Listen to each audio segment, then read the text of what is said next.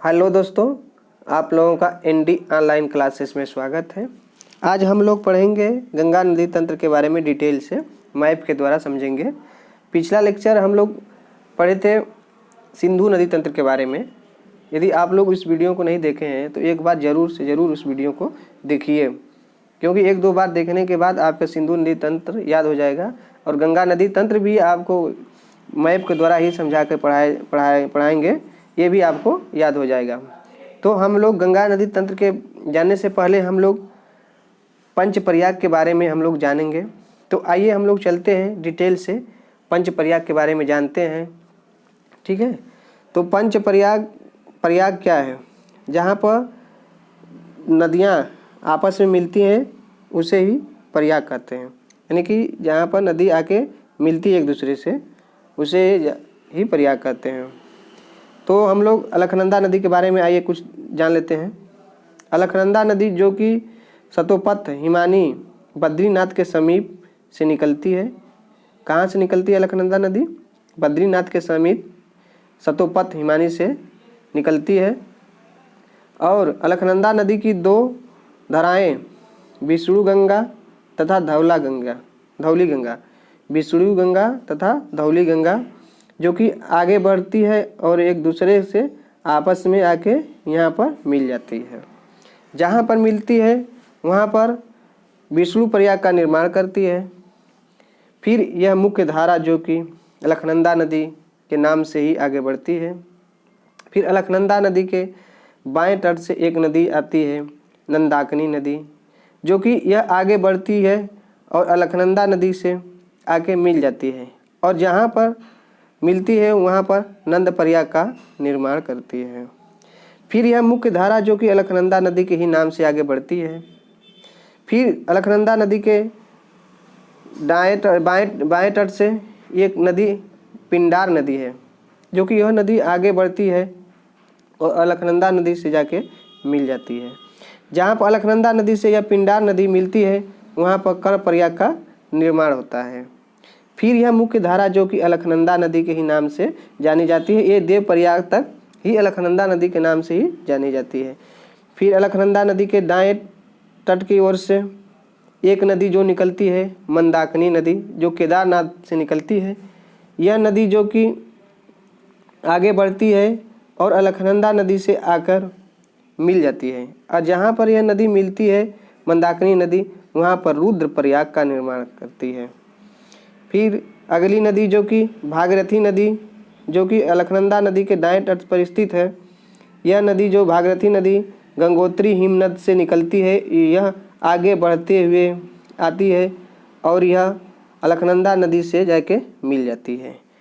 अलकनंदा नदी से जहाँ पर मिलती है वहाँ पर देव प्रयाग का निर्माण करती है और देव प्रयाग के बाद ही गंगा नदी के नाम से जाना जाता है। यानी गंगा नदी जो कि दो मुख्य नदियों के धाराओं से मिलकर बनी है। कौन कौन से मुख्य धाराएं जो है? एक अलकनंदा नदी से और एक भागीरथी नदी के, यानी जहाँ पर मिलती है देव प्रयाग का निर्माण होता है और देव प्रयाग के निर्माण होने के बाद मुख्य धारा जो कि गंगा नदी के नाम से जानी जाती है। भागीरथी नदी पर ही टिहरी बांध का निर्माण है।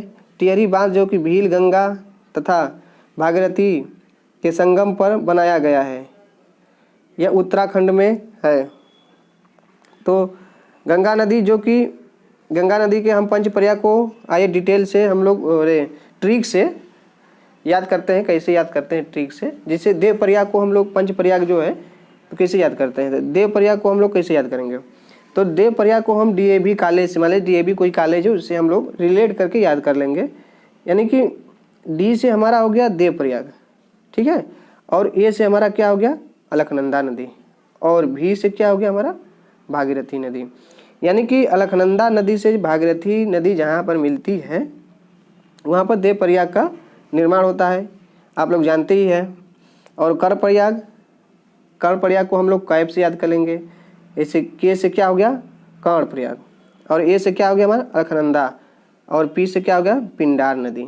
तो पिंडार नदी अलकनंदा से जहाँ मिलती है वहाँ पर कर्ण प्रयाग का निर्माण होता है। फिर अगला प्रयाग जो कि विष्णु प्रयाग, तो विष्णु प्रयाग को हम लोग रिलेट करके याद कर लेंगे। जैसे विष्णु नाम में से जुड़ा हुआ है और गंगा इसमें है, तो विष्णु गंगा को ऐसे ही रिलेट करके याद कर लेंगे। रुद्र प्रयाग को हम लोग कैसे याद कर लेंगे? राम नाम से, यानी भगवान राम नाम से हम लोग रुद्र प्रयाग को आसानी से याद कर लेंगे। राम यदि याद हो गया तो आर से हमारा क्या हो गया? रुद्र प्रयाग। और ए से क्या हो गया? अलकनंदा नदी। और यम से क्या हो गया? मंदाकिनी नदी। यानी कि अलकनंदा नदी से मंदाकिनी जहाँ पर मिलती है वहाँ पर रुद्र प्रयाग का निर्माण होता है। एक लास्ट प्रयाग जो है कि नंद प्रयाग है, इसको याद कैसे करेंगे?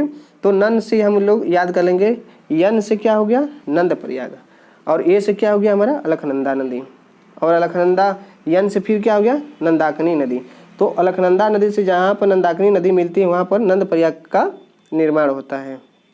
फिर गंगा नदी जो कि देव प्रयाग से चलती है और यह गंगा नदी देव प्रयाग से चलती है, फिर उसके बाद ऋषिकेश प्रवेश करती है, फिर ऋषिकेश से हरिद्वार, यानी कि यह उत्तराखंड में लगभग 450 किमी की दूरी तय करती है। तय करने के बाद यह सीधे अब उत्तर प्रदेश में प्रवेश करती है। उत्तर प्रदेश में पहले कहाँ प्रवेश करती है? बिजनौर में। बिजनौर के बाद एक कन्नौज में जब प्रवेश करती है तो गंगा नदी की एक सहायक नदी रामगंगा नदी जो कि उत्तराखंड है, नैनीताल से यह आगे क्या होती है? कन्नौज में मिल जाती है। फिर एक नदी जो कि दाएं तट से, गंगा नदी के दाएं तट से एक आती है नदी जो कि यमुना नदी है। यमुना नदी जो कि कहाँ से निकलती है? यमुनोत्री से निकलती है और यह आकर प्रयागराज में आके यह मिल जाती है। यमुना नदी के कई सहायक नदियाँ हैं, जैसे आपका चंबल, के नदी, बेतवा नदी, हिंडन नदी तथा काली सिंधी नदी, जो कि यह यमुना नदी के सहायक नदियां हैं। यह आके मिल जाती है यमुना से, यमुना आके यहाँ से प्रयागराज में गंगा नदी से मिल जाती है। फिर गंगा नदी जो कि आगे बढ़ती है प्रयागराज से कानपुर आती है, कानपुर से वाराणसी आती है, वाराणसी से गाजीपुर आती है, और गाजीपुर से यानी कि हम लोग उत्तर प्रदेश में कम से कम 1000 किमी की दूरी तय करने के बाद यह जाके बिहार में प्रवेश करती है। जब बिहार में प्रवेश करती है तो छपरा में प्रवेश करती है, तो वहाँ पर एक घाघरा नदी आके छपरा में मिल जाती है। फिर जब वह छपरा के बाद पटना में आती है तो पटना में एक नदी सोन नदी है, जो कि यह सोन नदी आके यहाँ पटना में मिल जाती है। फिर उसके बाद पटना के बाद सीधे हाजीपुर में प्रवेश करती है। तो हाजीपुर में प्रवेश करती है तो एक गंडक नदी है जो कि वहाँ पर आके हाजीपुर में मिल जाती है।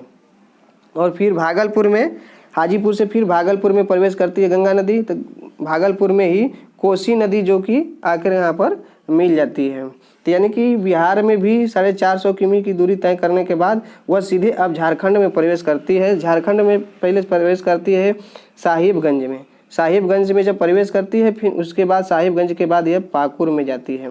पाकुर में जाने के बाद यह झारखंड में कम से कम 40 किमी की दूरी लगभग में तय करती है।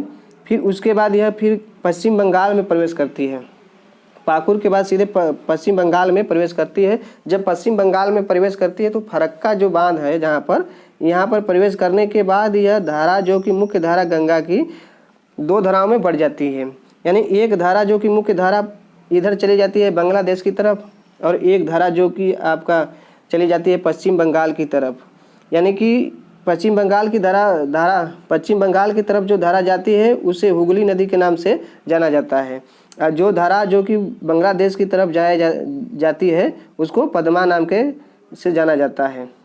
ब्रह्मपुत्र नदी को बांग्लादेश में जमुना नाम से जाना जाता है। जमुना नदी तथा पद्मा नदी मिलकर एक मेघना नदी का निर्माण करती है। मेघना नदी ही सबसे बड़ा सुंदर डेल्टा का निर्माण करती है। तो यहाँ से एक बार फिर समझ लेते हैं। यानी कि पाकुर से सीधे कहाँ पर प्रवेश करती है आपका गंगा नदी? पाकुर से सीधे आपका प्रवेश करती है पश्चिम बंगाल में। पश्चिम बंगाल फरक्का में प्रवेश करती है। फरक्का में ये नदी जो कि नदी की 2 मुख्य धाराओं में बढ़ जाती है। एक तो चली जाती है पश्चिम बंगाल की तरफ, हुगली नाम से जानी जाती है, और एक चली जाती है किधर? बांग्लादेश की तरफ, ये पद्मा नाम से जानी जाती है। फिर पद्मा से जो कि जमुना नदी मिलकर एक मेघना नदी का निर्माण करते हैं। इस मेघना नदी जो कि विश्व का सबसे बड़ा सुंदर डेल्टा का निर्माण करती है मिलके।